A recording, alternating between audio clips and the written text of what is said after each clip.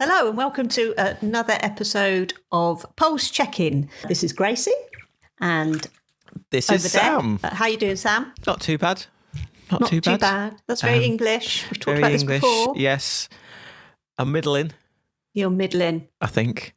Mm-hmm. We'll get more into why in a bit, I'm sure. Yeah. What are we talking about today, Gracie? Well, I think it's a good idea that we just check in with each other. Yeah, I think that's a Nothing good plan. too formal. Mm-hmm.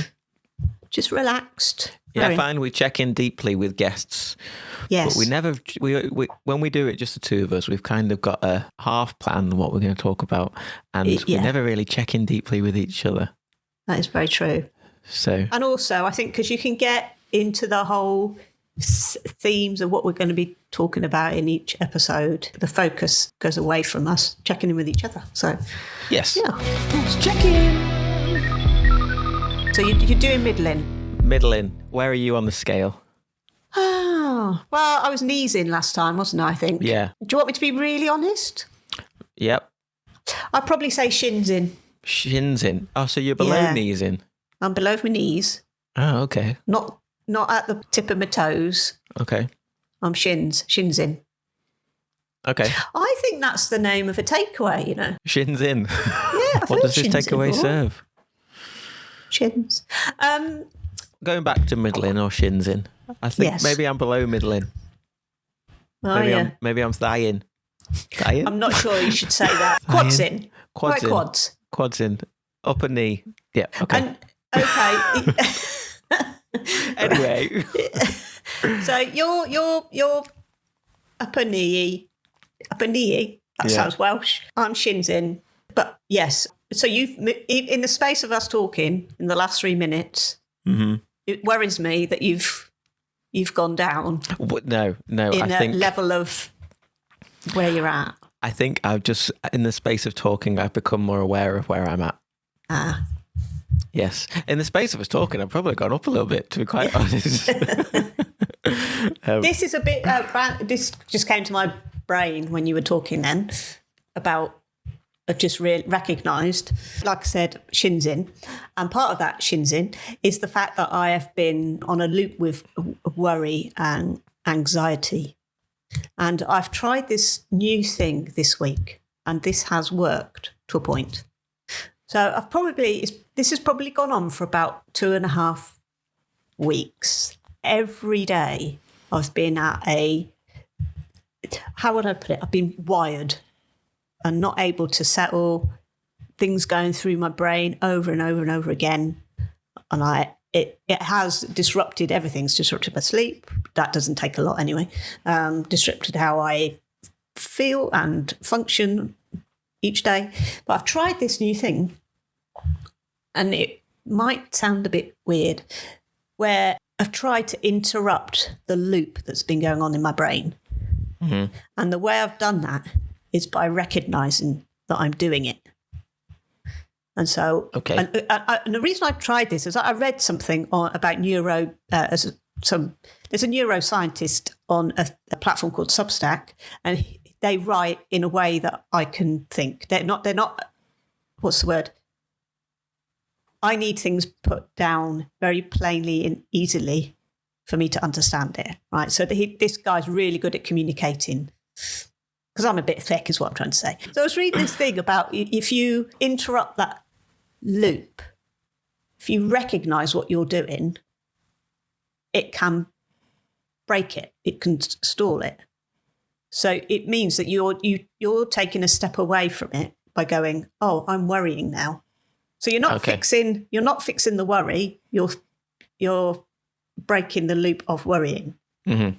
And by saying I'm worrying, it disempowers that loop. And by recognising that I'm doing it, I've been able to go, okay, that's what I'm doing. Mm-hmm. You don't need to do that. Yeah. By recognising it and going and naming it, it's almost you take a step back from the process of what you're doing. And I've been trying. It's a bit like exercise. You know, you build up, don't you? And you have to keep doing it before you see the results. And that's what I've been doing. Mm-hmm. And I've tried that for the last 5 days. And at the start, I was thinking, oh, yeah, all I'm doing there is naming it. Nothing's happening. but I've started to see the result of it. So today, before I got into that continuous loop, I was able to recognize it.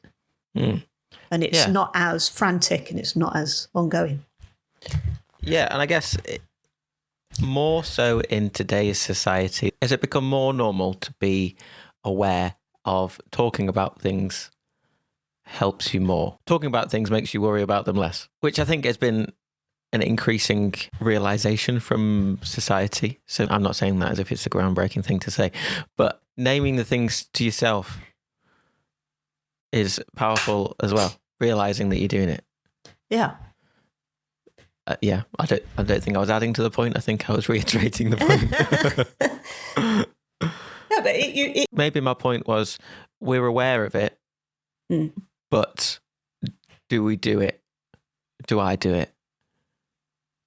I don't think so, because in order to talk about the thing that's worrying you, you have to recognize that it's worrying you.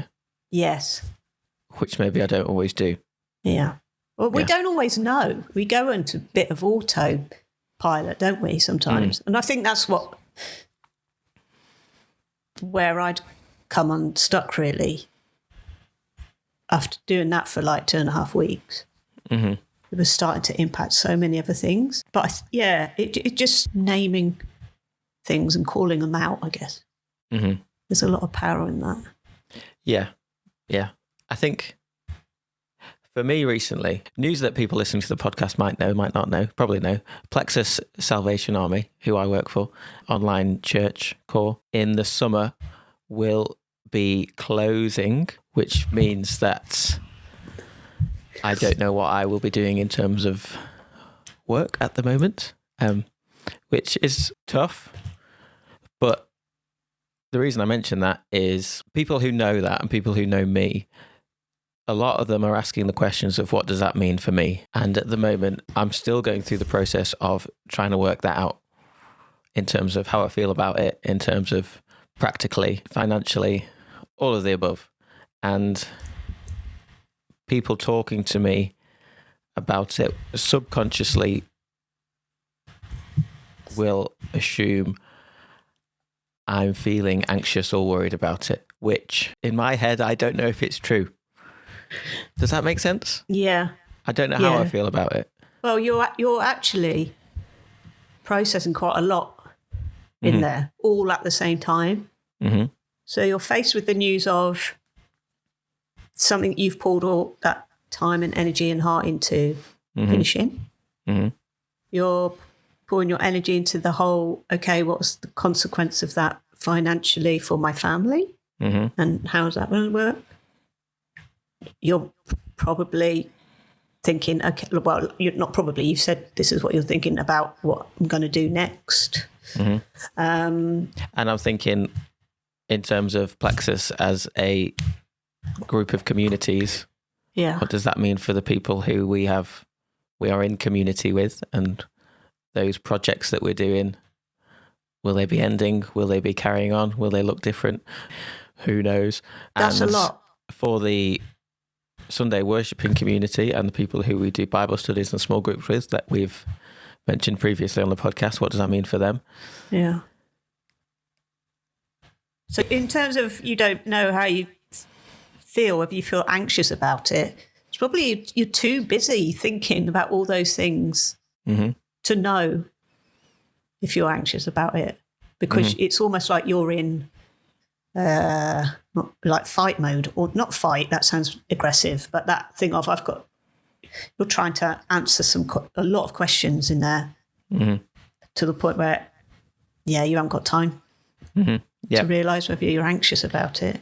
If you were anxious about it, what would you do about that anxiety? Do you think if you were anxious you would still be able to plan for future or have ideas for future? I mean, with the ideas for the future, I've got this sense of peace that God has a plan for this.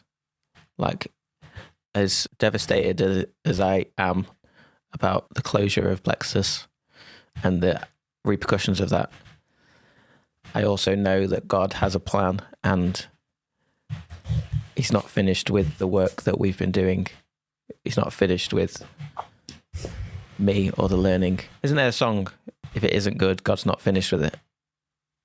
Yeah, there's a few, yes, yeah. And things will pan out for the better. And in order for that to pan out for the better, this process has to take place of hurt. So there is that peace that I have, but it doesn't make it any easier. Or it does make it easier, but it doesn't explain it. And there's just a lot of questions at the moment with no answers. My question about anxiety was a bit of a rubbish question, actually.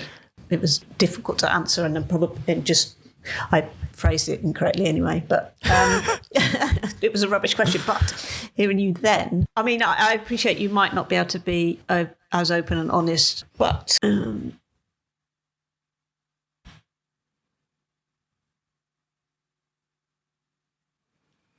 like you feel a sense of peace and that God's not finished with the future of the work that's kind of embedded down in Plexus, yeah? He's not finished with this style of ministry in the Salvation Army.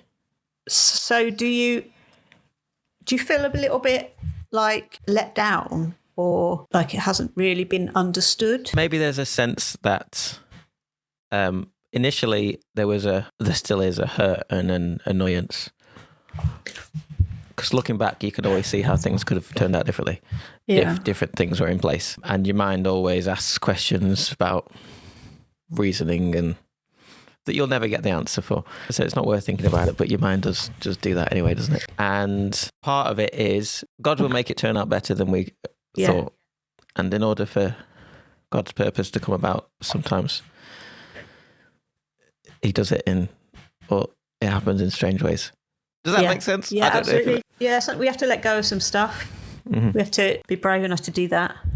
Yeah. And to trust. I also think what it shows is for you to be experiencing a sense of peace and like a sense of faith that there's more to come. Mm-hmm. You've done that out of almost like a reflection on the hurt. Mm-hmm. You haven't let the hurt override God's peace. He haven't held on to that. I mean, you probably still feel hurt, some levels of hurt, but if you're looking forward and it's providing you with peace. Yeah. And I wonder if you hadn't done that, if you hadn't acknowledged that there's hurt in it and there's pain in it, whether you would be experiencing a sense of peace now. Yep. Yeah, definitely. And I think that as we continue the journey of working out what will happen to Plexus, it's funny doing this recording and doing a podcast about this when I don't, in the middle of it, I don't really know what's just speculation. And it's funny doing it, working out how I feel about it as well. It's a check-in. It is a check-in. Therapy. Yeah. The thing you were quoting, I think so that line of a song about it, if it's not good, God's not finished with it yet. There's also that I've heard people preach about. I don't know if it's taken out of context or what, but it does strike me that thing of all things work together for good, and that's where if it's not good, God's not done with it yet. Yeah. So. Yeah, and there's the question of, is this the end of my part to play in it becoming good? God's equally got a plan for the things that I've been working on and a plan for me. Do they align? Who knows? But being okay with that, I guess. Because there's also I get the sense that you're feeling responsible for others as well. In that, well, as in you've got to think financially about your family. Mm-hmm. When the announcement went out that Plexus was closing, people voiced a lot of gratitude, I noticed, but also some questions. So maybe do you feel responsible for trying to answer those questions? Do you feel responsible for looking out for those who've been attending your Bible studies and stuff like that? Do you feel that weight of responsibility or? A little bit. I don't know if it's responsibility or empathy. Yeah, that's probably a better word, much better word. Or care. There's part of me that cares that I want to help, but not knowing how to. Yes. At the moment, maybe. Or if I ever will. Or maybe I feel like I've got a responsibility in terms of the care and compassion for them as individuals, but it's equally not my decision. What? Yes. Yeah. Can you think back on a time in your life where you've been in this position before, in terms of something ending, not knowing what's next? Maybe when I finished uni. Yeah. Not quite the same thing. And how did you deal with that? How did you come through that bit? I think going through that was trying a few different things, seeing what works, seeing what didn't. But at the same time, when I finished uni, I had less responsibilities, financial responsibilities, family responsibilities. As in, I could just live with my parents for a bit, and that was okay. So you basically just did the next good thing, the next Do thing the that next you thought, yeah. Yeah, do the next right thing. We talked about that before, We've talked about that before, yeah. And I think Frozen 2. Yeah. Is that what that's from? Yeah. It's also, where else did I see that? I know where it is. Right thing. In Little Fires Everywhere. It's not quite so kiddie. Quite an intense Remind me what that is. Drama with Reese Witherspoon. Oh, yes. Yeah. They do a whole thing on that. The next thing you do, do the next good thing. This morning, it's funny that we're having this conversation today because I feel like I've had some realizations today about how I feel about things. Because this morning we had Bible study, Plexus Bible study, and we talked about feeling secure, which it was almost after the Bible study. I thought part of my security is when I have a purpose. You've got security in knowing what you need to do. Whereas maybe recently that security and that purpose has been questioned and has affected my motivation and outlook. I mean, it's destabilising, isn't it? Yeah. Yeah, I mean, this morning was a rare morning where my daughter was staying at her grandparents' last night. So this morning, she wasn't there. Right. I was like, what do I do? It's a routine. Like, normally my purpose is to get up, sort her out, give her breakfast, blah, blah, blah, take her somewhere, look after her. Whereas this morning I didn't have that purpose. And I was like, I found myself just lying there like, right, what do I do? Well, it's like that, what we've talked about when we've asked people about motivation, isn't it? What motivates you to get going in the day? For you, it's your little girl. It's probably your first, well, like you say, sense of purpose. When those things are not there, I don't know. Does it make you think about what your motivation is then? Yeah. Which is, I don't know, harder than normal at the moment as well. I'm not saying that I'm not motivated. But I am. I don't know. I still don't know. I'm not saying that I don't care about things. But no, it's because you put everything into what you do. It's not you don't just do things as a job. You put your character behind it and your heart behind it. And when those things that you've pulled all those things into things, I said things twice there. I mean, you're going to take it personally, aren't you? Yeah. Because you don't just turn up for a job, tap on a keyboard, go home, and that's it. And they're not. I mean, it's horrible. It's really horrible and unsettling to go through a time where decisions are made for you that have a massive impact on your life. It's worrying. I think what I didn't say before is for listeners, they're probably thinking, what does that mean for Pulse Check-In? Oh, yeah. And this podcast. And I guess the answer is we don't know at the moment. We're still trying to find out answers. We're still going to witter on while we're allowed. We are indeed. So what is this space? Yeah. We'll let you know when we know. But we don't know. Might turn up on pirate radio. Oh, yes. That's still a thing. We'll get a boat. Pirate podcast. But yeah. I mean, you're kind of in the unknown at the moment. And it's an unknown where some things are known and some things are not certain and some things are. It's a weird position. Or an unknown known without a certainty of when the known is. Yeah. You've got unpack that riddle. Faith-wise, you know, and you're sure and you're certain. Yeah. It's like the human elements of it. Well, I think I am. I think I know and I'm certain. Then that's the. Do you know who God is? Yeah. Oh, I see Are what you mean. certain that He's got you? Yeah. Yeah. Do you know His peace? Yeah. Yeah. So those things you know. It's all the human stuff where you're waiting on other people, the responsibilities of life, where you've got to pay bills and stuff. They're the uncertainties. Yes. But that's where you have to live. It is indeed. It's trying to,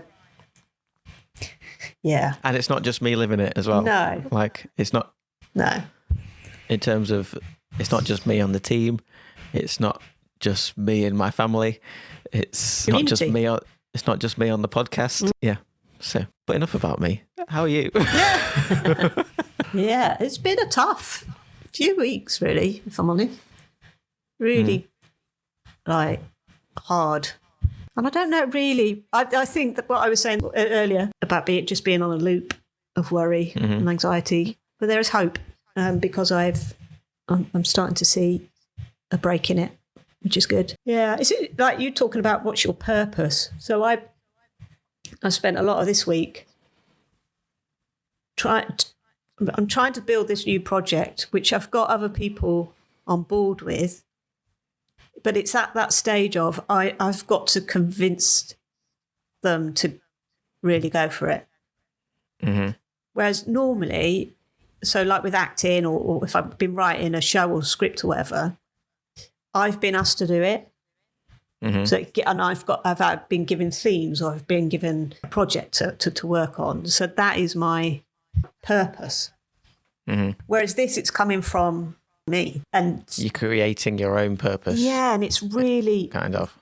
Again, I feel very insecure about it. I feel really insecure about like practically whether I can do it, but I feel a bit like you, a sense of peace, and know that there's something in it.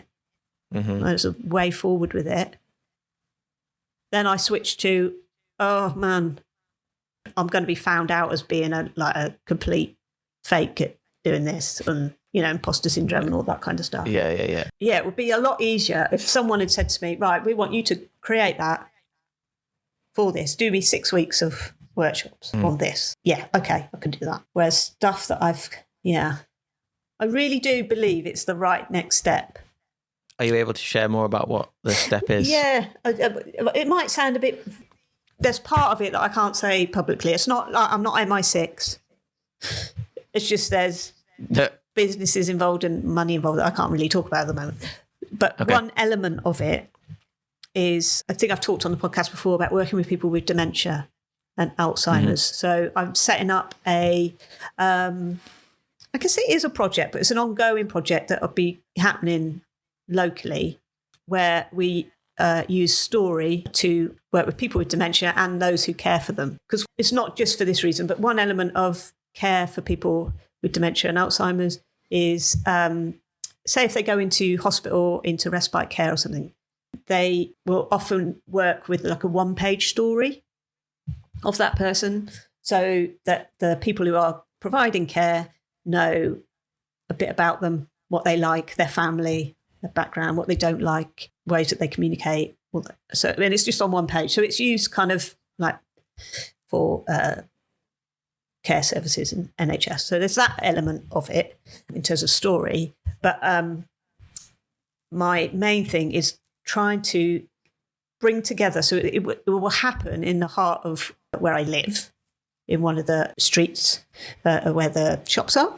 And the reason I'm doing that is because I want to build a community, or build a sense of community for people who already live here. But when they have dementia and Alzheimer's, the impact of like social connection and community is massive. It's really, really effective and it's very positive. And we want them to still, feel like they belong and that they are part of community. So physically doing these workshops in the heart of where I live. And we basically, in these sessions, just kind of encourage them to share somehow their life story, or get them to talk, or get them to reminisce.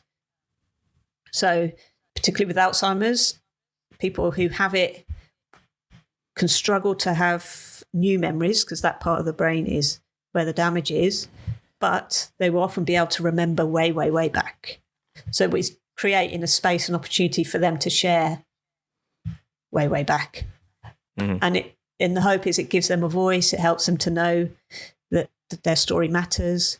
And for the people who come with them, like their carers or family members, the hope again is, one, that they will meet other people in their position, but also positively impact the relationship between the carer and the person with dementia. To kind of strengthen bonds between them. If they, they might find out something about them they never knew in these sessions. So it's done through various kind of techniques and of storytelling, using the senses, visual stuff, sight and sound. So yeah, I don't know if that's made any sense. It sounds very exciting. It's exciting, but it's also quite daunting. Yeah. I mean, I think there's probably a lot of people listening to this who think that sounds something that I would love or need. So, and this is you. Yeah. This is you. You've come up with this idea. Is that right? Yes. So I guess in terms of normally people ask you to do a script and from the get-go, that they're invested because they've asked you to do something. Yeah. But I guess it's you trying to justify your own idea, which is often harder than justifying somebody else's idea because it's about believing in it yourself, which you clearly do believe in it, but it's believing that you're the right person and that other people will believe in you. Does that make sense? Yeah. And it does make sense. And I didn't mean to tell you how you should feel. I think I did it with you earlier on. That's how I feel for you anyway. There you go. No, I relate to what you said. Yeah. Yeah. Yeah, or maybe it was me saying that you should believe in yourself, should believe that people will think it's a good idea. Because it's interesting because it's not come out overnight. This idea, you could root this idea right back to when I first started, which is first started your work learning. No, started like teaching acting. Okay. It goes way back, or even in some sense. When I started performing, my performing, I did solo stuff, and I would write stupid stories and go around the country and retell them and act them. But what I mean is, it goes way back because it's the power of people's story. People's stories have always. I've seen how it the power of it. I've seen how it's helped people to feel less lonely or help people with their confidence and giving them a voice. And that's what I want to do in this next bit of work, because everyone has a story, and I think it's important that those are heard, but also that they're treated well. So when I doubt whether it's the right thing, I try now to consciously think back. I've got thousands of examples of where story has made a difference. And I think, okay, this is doable. This is possible. I know I've had conversations, like I've been in the venue where we're going to be doing it. I've been stood in there, and there have been complete strangers in that place chatting to my friend who runs it. They don't know me, but they've been talking about, we want somewhere to go, or, I've got a relative who needs support, and so I keep thinking, okay, this needs to happen here. This is the right place, because people are asking without even knowing that it's possibly going to happen. Is it something that's just going to happen in this place, or is this like the first iteration of it? It's the first kind of version of it. Yeah, the hope is that the workshops are there, so they can be done anywhere. But by doing it locally, part of the whole local focus is so that people don't have to commit to it, but it will be available once a week at the same time, at the same place. So it can build familiarity and that sense of belonging. So although, the material, be able to be delivered in other places, one of the main focuses at the start is to create a sense of community. That's hard to do if you just go in, parachute in, do some workshops and then jog out again. But Yeah. What I was thinking was, I can imagine there's people listening to this who would love to be part of it and couldn't get to where you are. There is definitely scope for it. There is scope, but this is the first step and you're getting it right. Yeah. You care about it more than just to splash it out. Yeah. Yeah. And it's more about the community element, which is 100% the right thing. Yeah. I'm guessing that you believe that this is something that God has put on your heart. Yeah, for sure. And through that, you've seen the context and you've adapted it for this specific context in this place. and have had a realization that it's you said you've had a realization that it's the perfect place for this, and that's why you're doing it. I don't know what my point was. No, all those things are correct. but that's not to say that I've not felt real insecurities about it. Mm-hmm. And I think that's maybe, we talked about the fact that it's tied up in the fact that I've got to try and pitch it. Mm-hmm. But I think more than that, it's because I have had my confidence not massively in the last few years. So it's also about putting myself in a position where I could, be working full time again. And I desperately want to, and it's my aim. That doesn't mean to say that I'm not insecure about it. Yeah. Yeah. And you talked about a bit about that more on the last episode as well, didn't you? So if you've not heard that, listeners, go check that one out as well. So, Sam, here's a question. Has checking in helped you, or has it made you more thoughtful? Yes, to both. Yeah. It's helped me be more thoughtful, I think. It's helped me articulate it to myself as well as to other people. And you're in it. We've talked about that, haven't we? You're right in the middle of it at the moment. Mm-hmm. Yeah. Oh. And I think often inside your head, or often inside my head, you feel like things make sense. Mm. And then when you come to say them out loud, you realise, does it actually make sense? Or is it just in my head? I mean, quite often, it still makes sense in my head, not out loud. But I get that all the time. The act of saying it out loud or articulating it out loud changes the process of making sense of things. Mm-hmm. And I guess there's things that don't make sense in my head. Having to talk about them out loud makes them make more sense. Do you think they don't make sense in your head because they are stuck in that?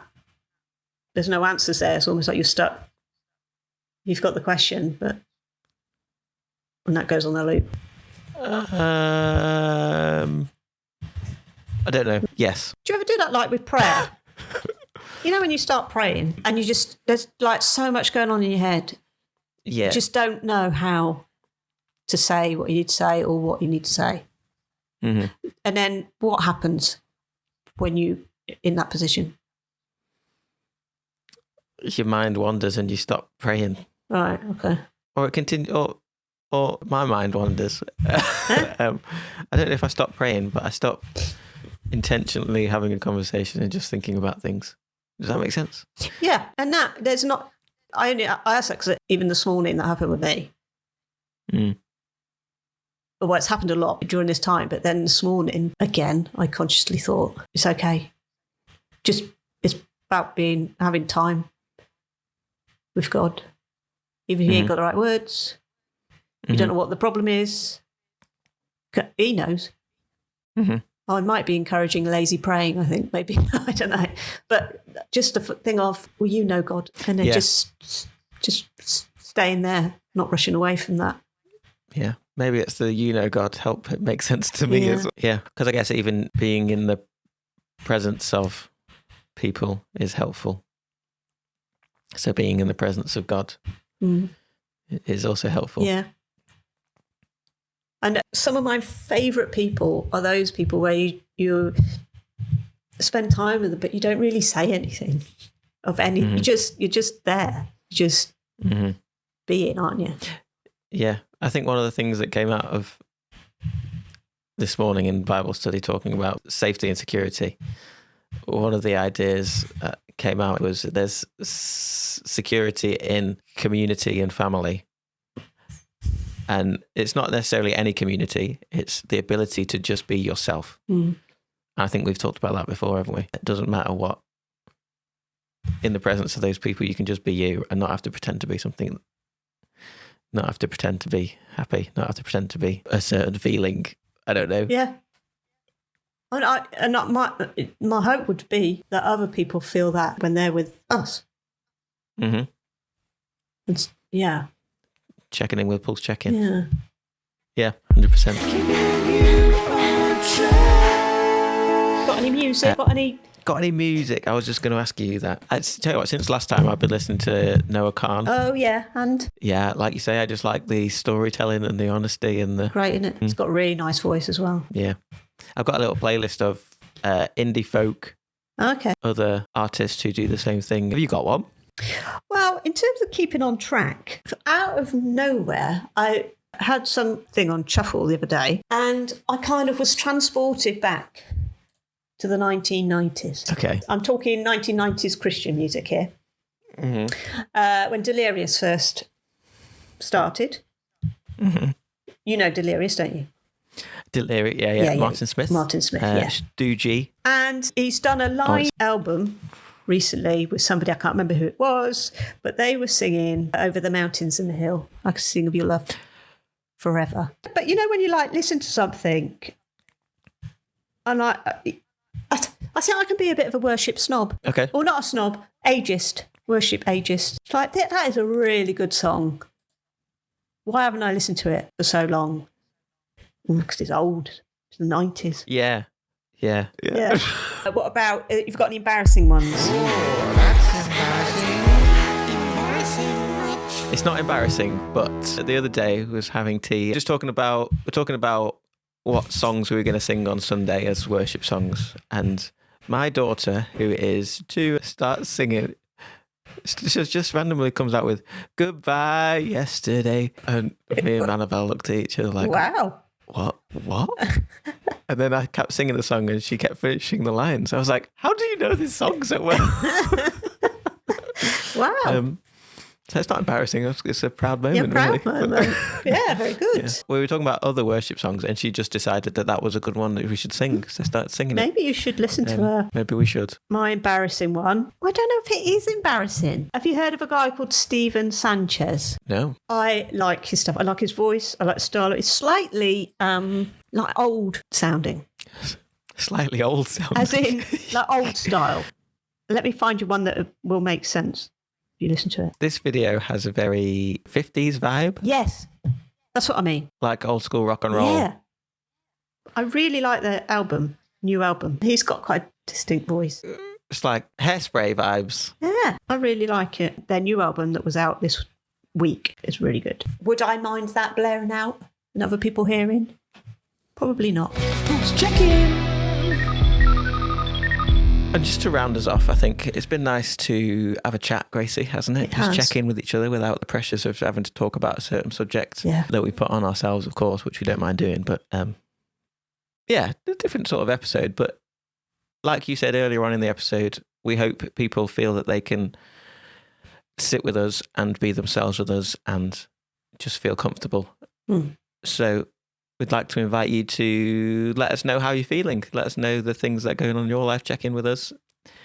Email us at plexus@salvationarmy.org.uk or find us on our social media at Pulse Check-In on Facebook or Instagram and send us a DM. We'd love to catch up with you. Absolutely. Check out. See you soon. Take a beat. Talking life while on the run. Sweat it out, yeah, have some fun. Heartbeats pumping, minds clear. Laughing loud, breaking through the fear. Check your pulse, take a beat. Side by side and in the heat. One heart, one mind, walking with him. Stay on track, pulse check in.